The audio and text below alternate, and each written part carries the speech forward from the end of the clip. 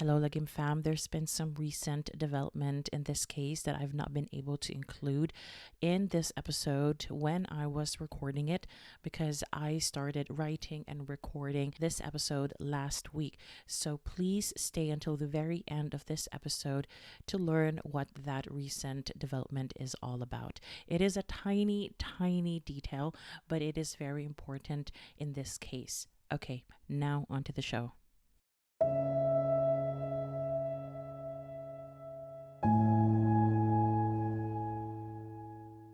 Mabuhay Lagim fam. This is a short bonus episode on an ongoing case that I have been following since last month. I was supposed to only make a short TikTok video out of it, but I kept reading and writing, and next thing I know, I had a 7-8 script page, which I'd much rather publish as a podcast episode now. So as always, please note that there will be upsetting details in this episode, so please take care of yourself whilst listening. This is the case of Jovelyn Galleno.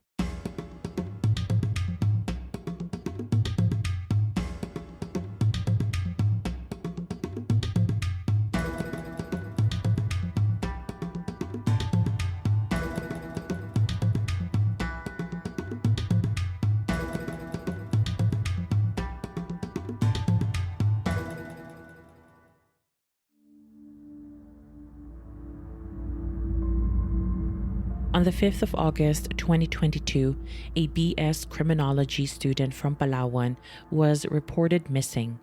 Jovelyn Galleno, who was 22 years old on the date of her disappearance, was last seen clocking out of her work at Robinson's Mall in Palawan around 6:30 in the evening. She last spoke to her sister Jocelyn, but afterwards never made it home. At around 8:55 p.m., Jocelyn texted her sister asking her where she was, but there was no reply. By 10:27 p.m., Jocelyn called her sister, but again she was unsuccessful. No one picked up the call. It was becoming clear to Jovelyn's family that she may have met with foul play. In the days after her disappearance, a reward was offered to anyone who could provide the police with information about the young student. In the early days of the investigation, suspicions fell on the owners and managers of the mall where Jovelyn worked. This was because of CCTV footage showing Jovelyn entering the mall but never exiting it. This caused Filipinos online to resurrect a rather old urban legend about malls having secret basements that contained monsters that preyed upon young women. Of course, this is a ridiculous notion and was vehemently denied by the owners of the mall. By the 16th of August, instead of focusing on the urban legend angle, rumors started to spread online that one possible reason for Jovelyn's disappearance was her supposed romantic involvement with a married man who also happened to be the husband of a colleague, but not just anyone. She happened to be Jovelyn's manager, Carla Gonzalez. She quickly became a person of interest, but then vehemently denied any involvement in Jovelyn's disappearance. Carla Gonzalez said that she did not harbor any resentment towards Jovelyn because she didn't even know of this supposed affair. The public found this hard to believe, especially after the news of the CCTV footage showing Jovelyn entering her place of work at the mall but never exiting it. But the police quickly dismissed this theory as well because it would not take long for them to finally obtain CCTV footage of Jovelyn leaving the mall. It was clear then that Jovelyn was still very much alive and well when she left work and headed home. By the 18th of August, the Puerto Princesa City Police Office launched Special Investigation Task Group Jovelyn to expedite the investigation and recovery of the young student. It was on this day that the public was able to learn a little bit more about the CCTV footage that supposedly showed how Jovelyn exited the mall. After she left the mall, it would seem that she boarded a white multi-cab vehicle from Robinson's Mall heading to Barangay Tagboros. Jovelyn's identity from the footage was confirmed by her family. Now, earlier reports stated that Jovelyn boarded a sedan, but the footage had now disproved that. The police proceeded to track down the driver of the multi-cab vehicle, but he could not remember if Jovelyn was ever his passenger or not. He also said that he always has a lot of passengers, obviously, and given the pandemic, most, if not all of his passengers would have had and still have face masks on. The police questioned the driver profusely during one interview that was videoed and made public, reminding him of the timestamps on the CCTV footage that showed Jovelyn being in his multicab still at 7:07 p.m. and there being two other male passengers in the vehicle. The driver stood by what he said. He could not remember Jovelyn specifically or anyone else from that evening because as a jeepney or public transportation driver, he never really has any time to register all the faces of his passengers, especially if half of their faces are always covered. Obviously, this was a bit of a dead end, and I'm not sure what the police thought they could get in terms of substantial leads. Surely they knew then and know now that public transportation drivers are more focused on the road than on what is going on behind their vehicle, unless something truly bizarre or remarkable happens that grabs their attention. So, since that lead dried up quickly, the police continued their search, but soon a bombshell would drop.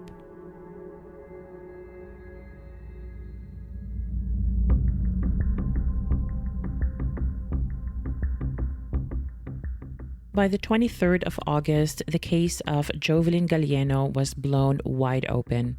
A tip came through to the local police authorities from someone who is related to Jovelyn, her first cousin, Leobert Dasmariñas. He pointed to a location in Pulang Lupa in Barangay Santa Lourdes where Jovelyn was allegedly dumped. Now, the police took the tip and examined the area at 4 o'clock in the morning that day. And indeed, they recovered skeletal remains as well as some objects that were later identified as belonging to Jovelyn. They found a black bag, a cell phone, and some identification cards. A pair of underwear and pants were also found, but these were not identified and confirmed as belonging to Jovelyn. Since the skeletal remains alone could not give the police any indication that they belonged to Jovelyn, a DNA test was ordered.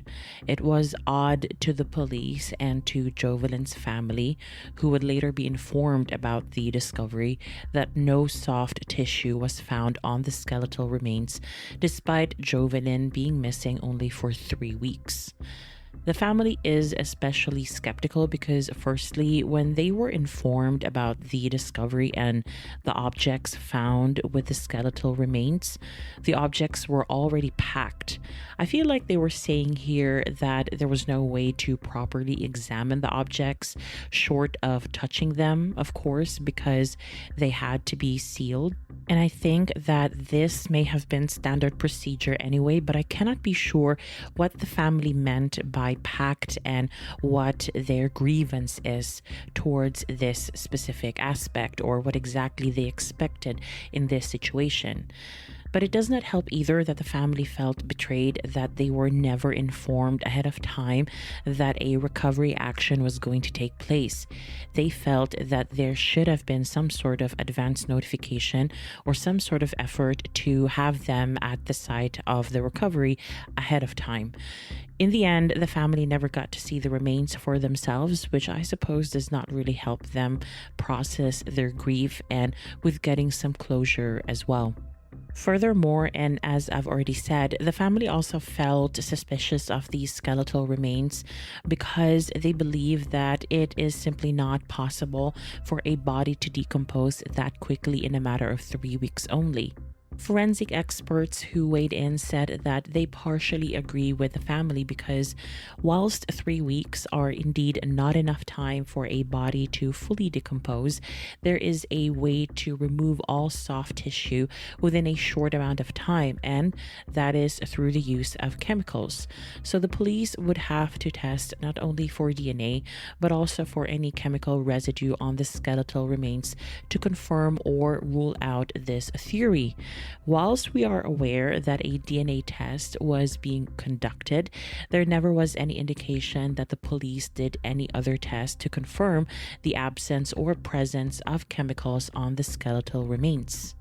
Now, just quickly going back to the issue of decomposition, just for your information, a body left out in nature would normally take at least 4 to 6 months to fully decompose, depending on weather conditions and small animals or maybe big animals as well, who would take advantage of the human remains out in the open like that. Another thing I have to point out here is that when that happens, especially in an area with a residential community nearby, the people are bound to smell and notice something. In this case, no resident had ever complained of smelling something that could be described as rotting or dead or decomposing, adding yet again to the doubts in this case. The residents had also never noticed a body out there at Pulang Lupa in the 3 weeks that this body was supposedly to have been lying there. I will briefly come back to this point later because of recent information about the skeletal remains.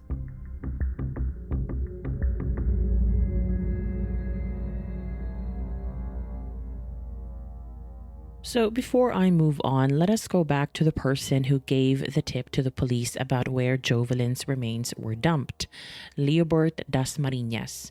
Now, Dasmariñas was accused of stabbing another cousin of his and a cousin of Jovelyn as well, named Jovert Valdez Tamon.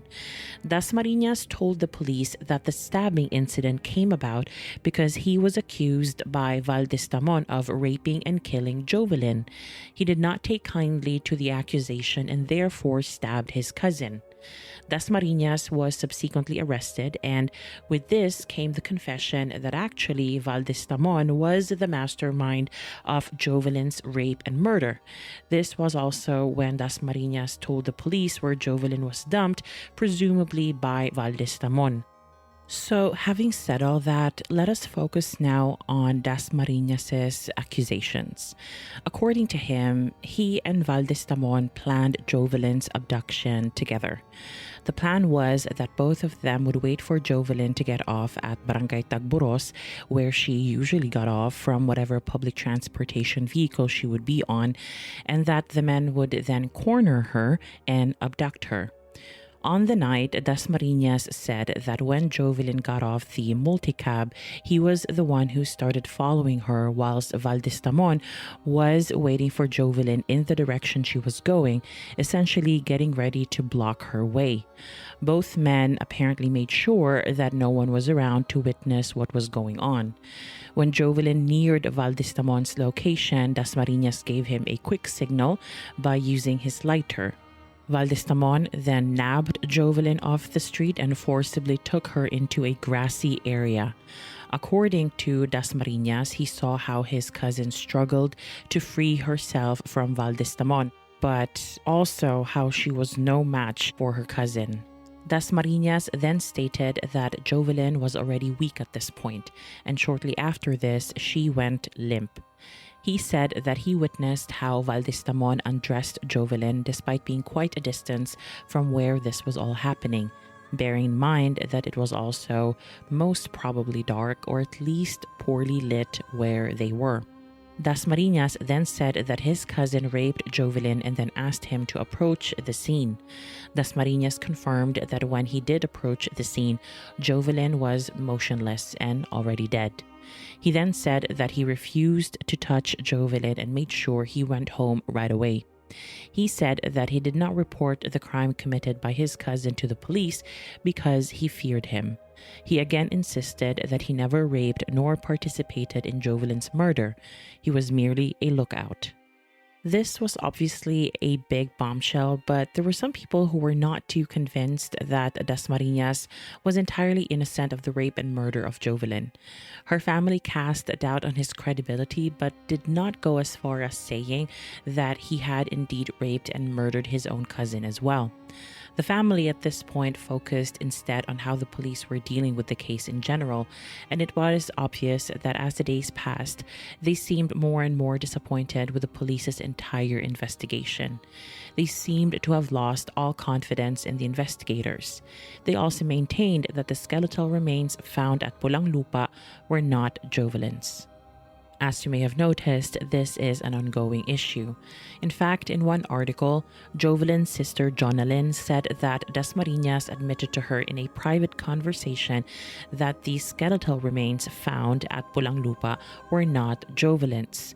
The family also said that they have spoken to some people in the area where the skeletal remains were found, and according to them, they found at least one person who was in that exact area before the police arrived, and the only thing that he found were skeletal remains of an animal, not human.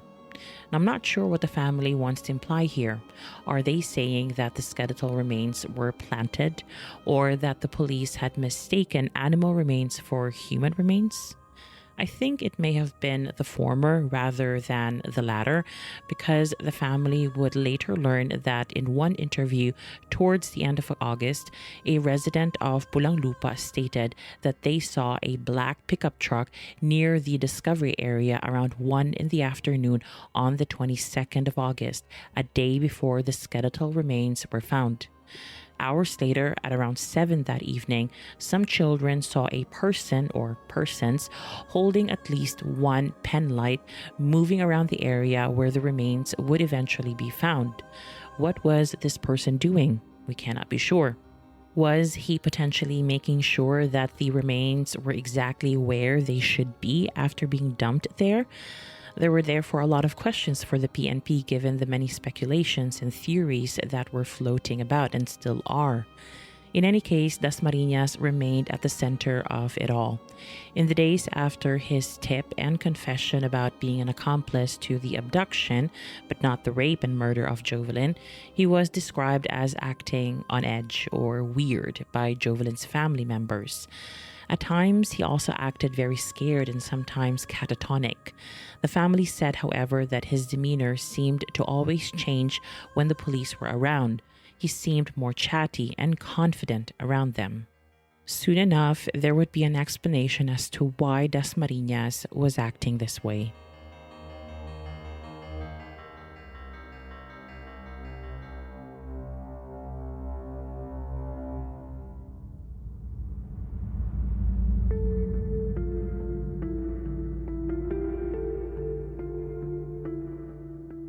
A couple of days after the skeletal remains were found at Pulang Lupa, Dasmariñas came forward and said that he had indeed participated in the rape and murder of his own cousin, Jovelyn Galleno. This was deeply upsetting and shocking for her family, who until then did not even think it was possible that he would do such a thing to his own cousin. With this new and horrifying revelation in mind, the police had to arrest and hold Dasmariñas in custody. But since there were and still are so many unanswered questions, their investigation had to continue. Meanwhile, a shocked Galleno family continued and still continues to express dissatisfaction with the police investigation, pointing out things they are doubtful about. The Galleno family, for example, cast doubt on the CCTV footage that supposedly showed how Jovelyn was aboard a white multi-cab vehicle. And this is despite them confirming that it was Jovelyn inside the vehicle. The police responded to this in an interview defending their position that the woman in the footage was, in fact, Jovelyn. The police said that they have witnesses who saw Jovelyn get on the vehicle, therefore proving that she was on that multicab heading home. These witnesses were familiar with Jovelyn and were apparently positive that who they saw in the multicab was Jovelyn. Weirdly enough, this was the only comment the police made at that time in response to the, mind you, many things that the Galleno family had expressed. The police largely stayed quiet about everything else, which was probably even more frustrating for Jovelyn's family and frankly, a bit unnerving for the rest of us. Now, on the next day, reports surfaced about how the Galleno family had asked the NBI, or the National Bureau of Investigation, to step in and take over the case, or at least conduct their own parallel investigation as early as the 15th of August. The NBI seemed to have agreed with the family, and a team was eventually sent to Palawan to look into the case by the 27th of August. Now, the one article I read in relation to this particular development in the case was interesting because it stated that the NBI agents were presented with the skeletal remains that were found at Pulang Lupa, and it seemed implied that the NBI checked and confirmed that they were looking at the spinal column and ribcage of a human. Were they trying to say that the rest of the remains were not human? There was no further specific comment about this as far as my research is concerned, and it just seemed so weird to put things this way in an article, or at least in the NBI's response. Anyway, the NBI had obviously finally become involved, and they admitted that even before the family's request came through on the 15th of August, the Bureau had taken interest in the case and started gathering information already.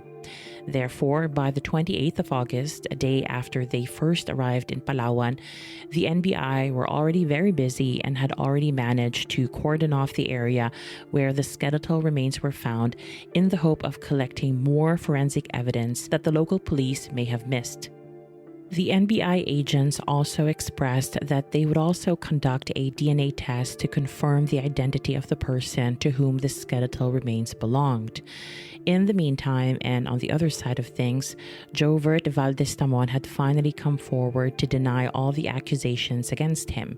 He said that he was at a construction site on the night Jovelyn was supposedly raped and killed.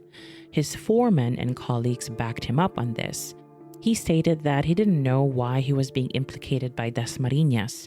He also explained that he and Dasmariñas had a fight over the phone the night before the skeletal remains were found. Valdez-Tamon had challenged his cousin and asked him why he was so unwilling to help the Galleno family in finding his own cousin. It would seem that the two cousins have butted heads in the past as well, so this argument was not exactly out of the blue.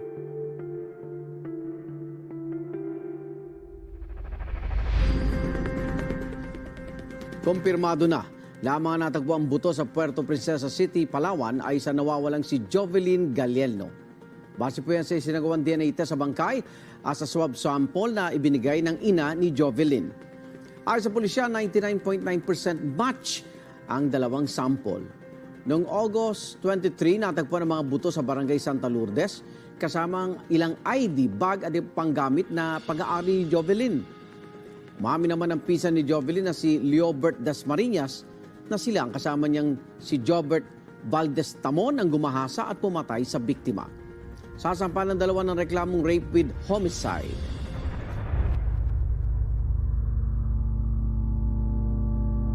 Now, this all brings us to the 30th of August when another bombshell in this case was dropped, specifically by the PNP. They confirmed that their DNA testing showed that the skeletal remains found at Pulang Lupa were that of Jovelyn Galleno. Following the release of the DNA test results, the police stated that complaints were filed against both Dasmariñas and Valdez-Tamon, therefore charging them with rape and murder of their own cousin Jovelyn. However, a day later, the filing was disputed by the Galleno family, who insisted that the two men were not yet charged because no one in the family had actually filed a complaint, directly contradicting what the PNP said. I explained in at least one podcast episode in the past that in criminal cases in the Philippines, it would seem that the prosecution has to be jump-started by a complaint filed by a private citizen, meaning either the victim themselves or someone close like a family member. And it would seem that in this case, despite the PNP claiming that a complaint had been filed, none of the Gallenos had actually done so yet. Meanwhile, the NBI, despite the announcement about the DNA test results, continued their investigation and are still doing so at the time of publishing this episode. One representative of the NBI spoke with the media following the PNP's announcement of the DNA test results and stated that they too were waiting for the results of their DNA test. The NBI did not perceive any problem with the incoming results because it could either confirm what the PNP already stated or it could yield more suspects. I think that either way, the NBI knew that the case to get justice for Jovelyn would be further strengthened with whatever test results they'd get.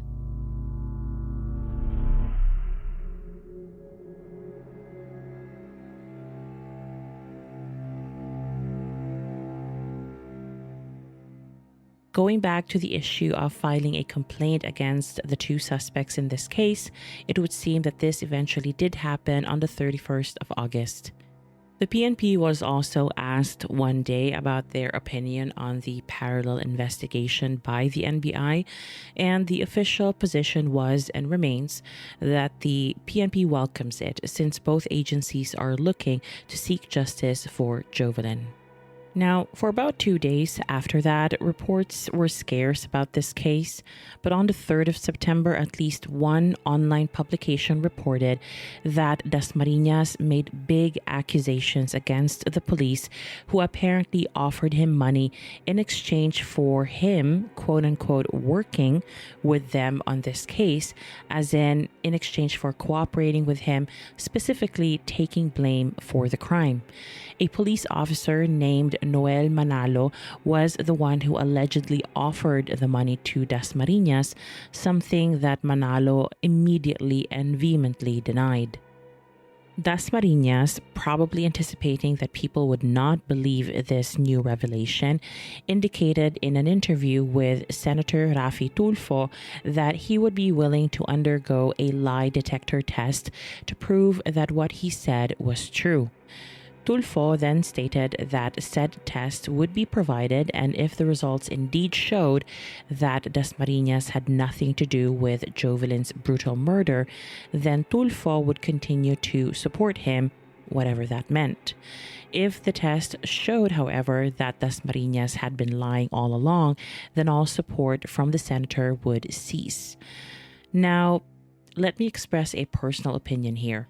I am a bit uneasy about a few things here. Firstly, you know how I feel about lie detector tests.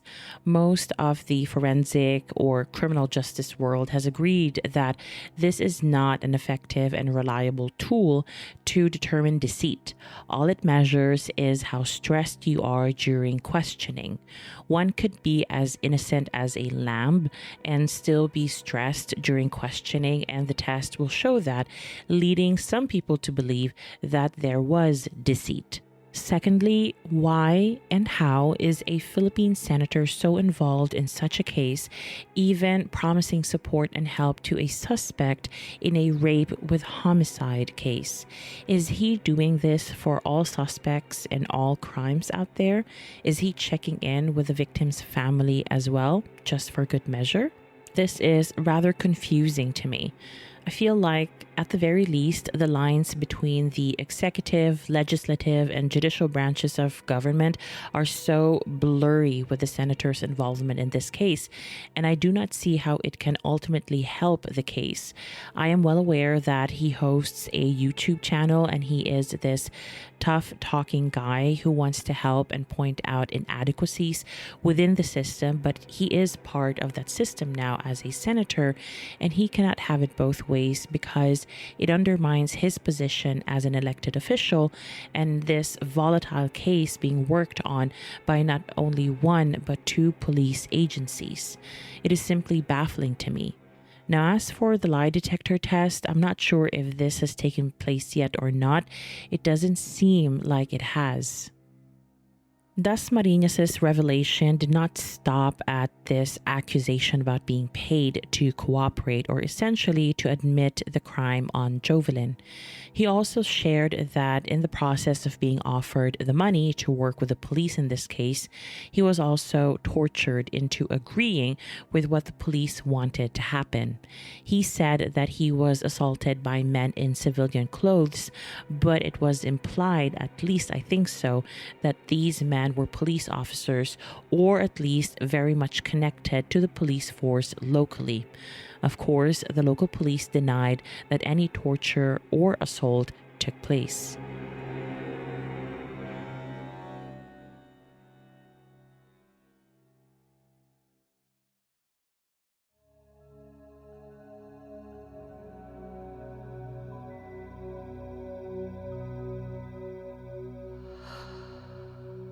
At this point, we are all awaiting new updates about the case. One thing that did take place after the 3rd of September but did not make much of a splash on the internet was Dasmariñas being released on bail. There is no word about his cousin Jovert Valdez Tamon being released on bail, so we cannot be sure at this moment. Now, if it wasn't clear yet when I was briefly discussing Dasmariñas accusing the police of torture and also bribery, I think I should make it clear that Dasmariñas had actually officially retracted his statement about being part of Jovelyn's rape and murder. It is almost like being back to square one. Meanwhile, the NBI's DNA test is still pending. As of the moment, there's nothing new and official in this case. There have been many vlogs that seek to sensationalize this already horrific case. One theory by one vlogger accuses one of Jovelyn's college teachers and his friend to be the real murderers in this case. And in another theory, netizens accused the police of a conspiracy of unclear motives, really. So I'm not sure. And at the moment, that is all we have: conspiracy theories and speculations. As always, Lagim fam, I will post updates on Instagram as soon as they come in. For now, thank you for listening to this brief bonus episode. Maraming salamat at mabuhay.